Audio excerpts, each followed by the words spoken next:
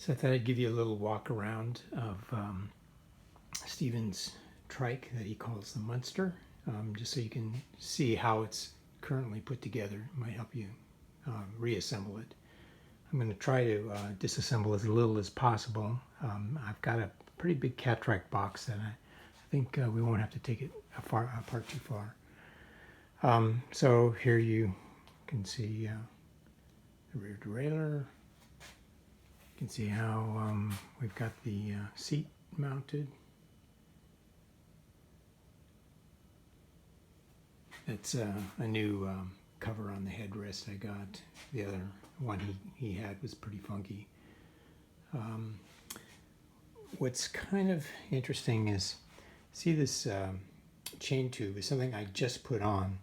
Stephen didn't have anything there, so you can see it's a really long return chain line, and it could flop around quite a bit, and that's the way I had it originally.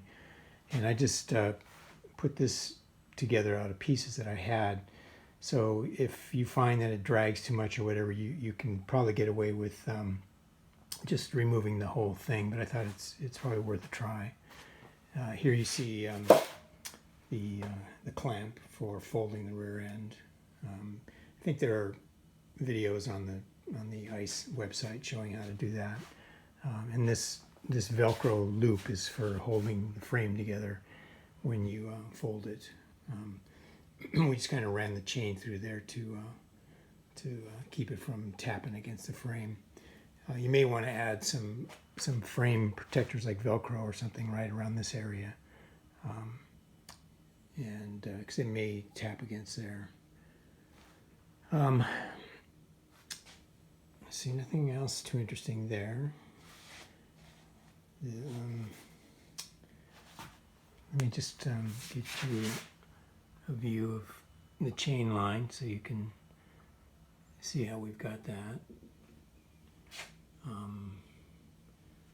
think if you're familiar with ICE trikes, this is all pretty standard stuff. These steering arms or handlebars are the newer Sprint ones, and they're bent in such a way that they don't foul the seat as easily, so they will turn sharper than the original stock ones for this trike.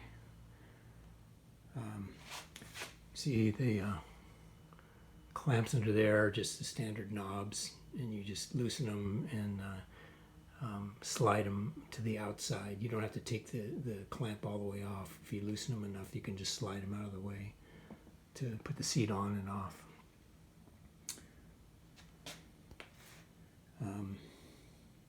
This is a newer boom. I think probably off of a Sprint or something like that.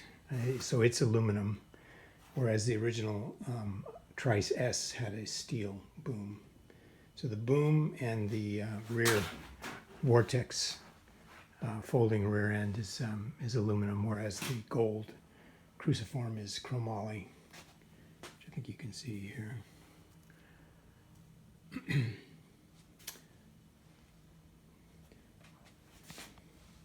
So the axles are pretty straightforward. I think you can just put like a wrench, like an open end wrench on those flats there, and then there's just a nut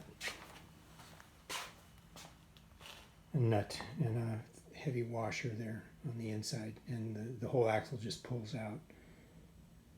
And I'm not sure if you're familiar with the drum brakes, but they're pretty simple to work on. Shimano crank. I just replaced the outer chain ring. He had kind of let the chain go dry, and the original chain ring was kind of shark tooth. So this is a brand new takeoff chain ring that I had from something else. This chain was a takeoff of a Velomobile that I got, and it was a very lightly used chain, so it's near new.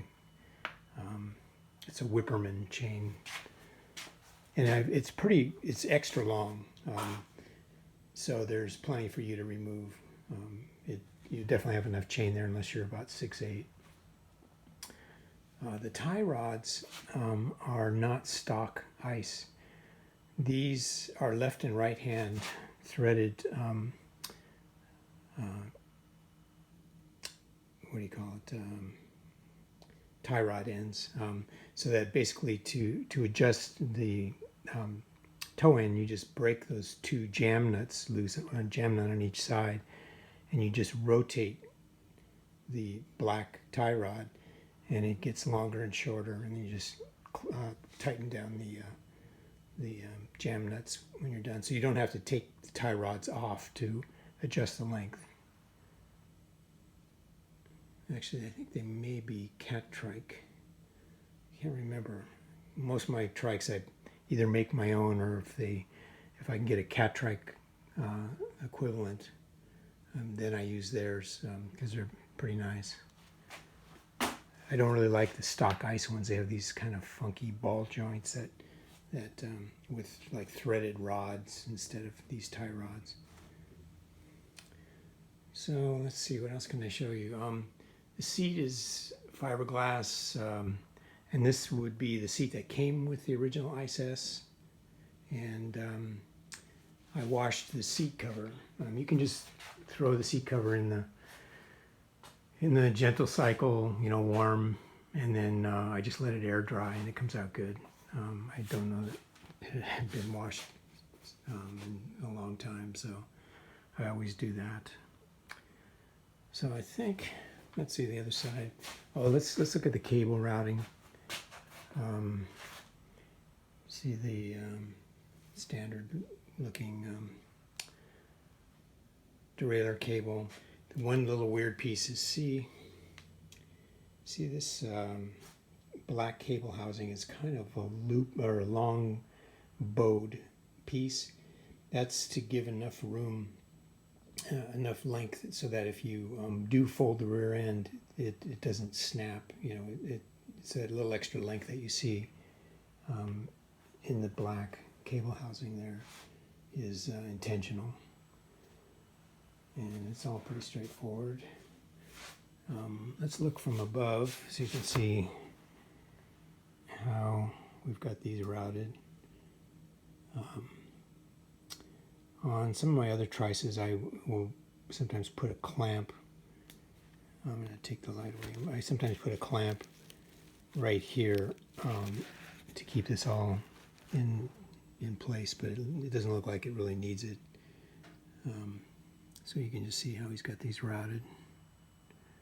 So I don't remember if I mentioned it. So I originally built this trike maybe 8 years ago and sold it to Stephen. And so I'm the one that chose most of these components and put it together this way. So that's why I kind of go back and forth between sounding like I'm the owner and like he's the owner, but he's getting on in years, and I just volunteered to help him sell it. So that's the story. Nothing too interesting on this side. Here, let me grab the light. Sorry about the total mess in my garage. I've got 2 Velomobiles that are halfway torn apart, and some new pieces I'm building for Velomobiles, and just tools everywhere, and so it's a mess. So hopefully there's enough imagery here that when you go to put it together, it's pretty straightforward. Like I say, I'm going to try to disassemble as little as possible, just to make it easier for you. I'm sure I'll have to take the wheels off and probably split the frame here, and maybe take the boom out. And I'll roll up the cables, and I'll probably throw in a couple of spare new cables and stuff like that. So, okay, that's it. Then you can always call me or email me if you have problems putting it back together, but it's pretty straightforward.